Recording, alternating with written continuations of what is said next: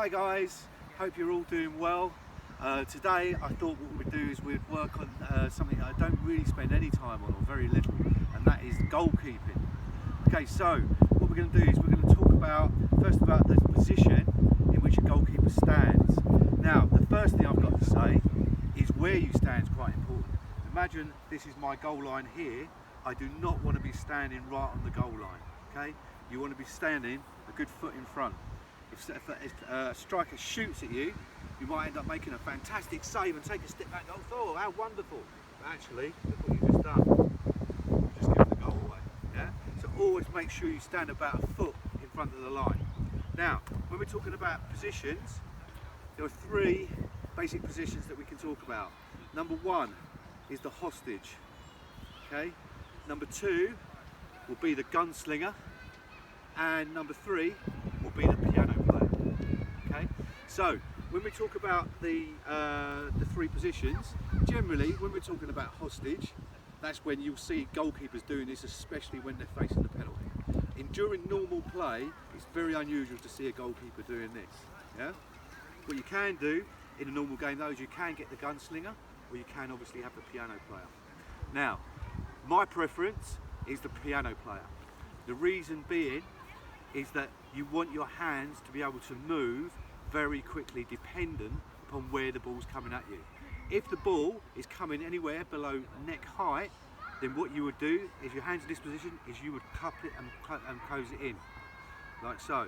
If the ball's coming above, towards your face or above, then you will catch it like so. Now, what we would do when we talk about how we catch, the first thing we'd say is if we're catching like this, then you need to be creating what we call a W. So if you look at my hands, that's how you should be catching the ball when it comes head height or above head height. Okay? If it's below head height, we want to be grasping it like so. Okay, so guys, let's talk about the set position now. We've spoken about where our hands should be, but let's talk about the rest of our body. Now, set position. The first thing you should have is that your feet and your shoulders should be in line. Okay. Secondly, your weight should be based slightly forward with your knees slightly bent. Yeah, with your knees slightly flexed like so. Okay. Hips should be square.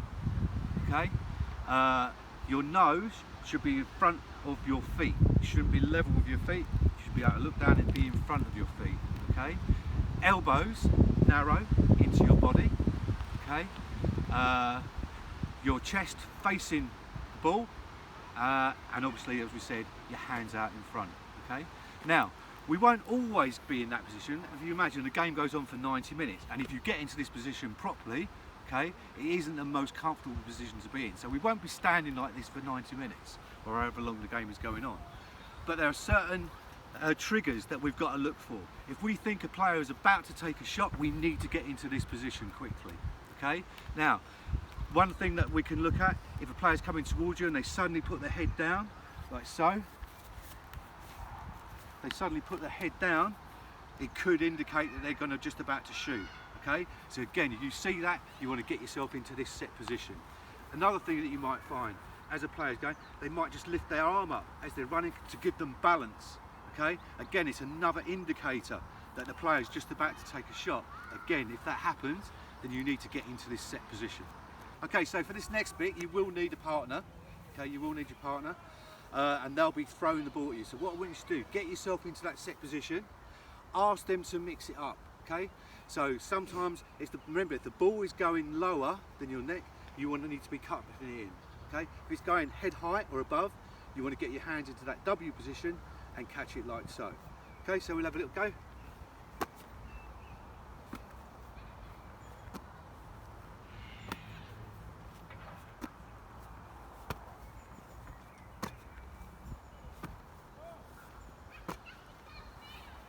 Okay, I think you get the drift.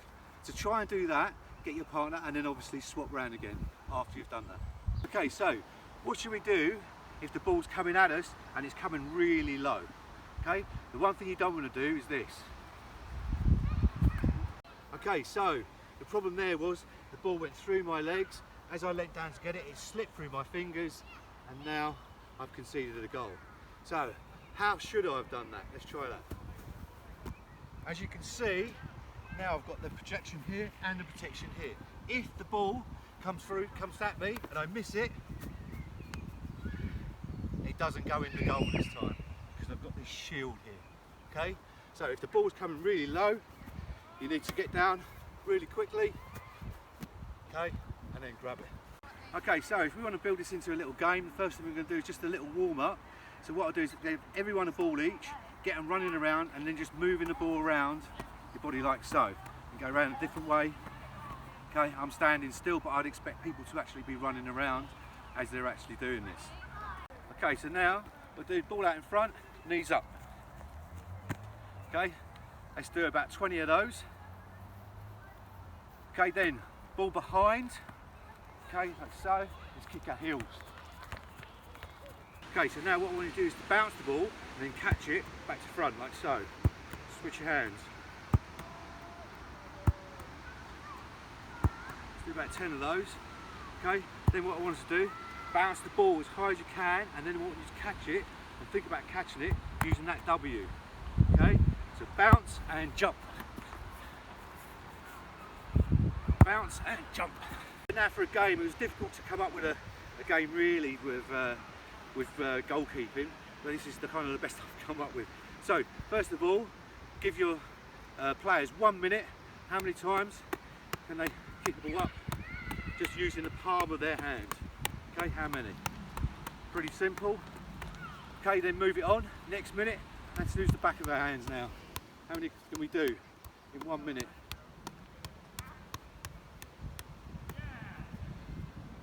Okay, so now, can we go back and forward, back and forward, back and forward? We switch hands.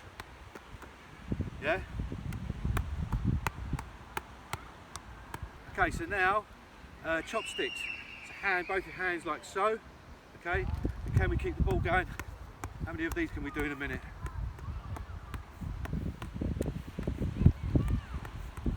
Last one is the Rocky. This is one of the hardest ones to do. What you've got to do is you've got to punch the ball now. So how many can you do consecutively? How many of these can you do in a minute? Okay guys, that's it for this week. Hope you have fun, be safe, and I look forward to seeing you all soon.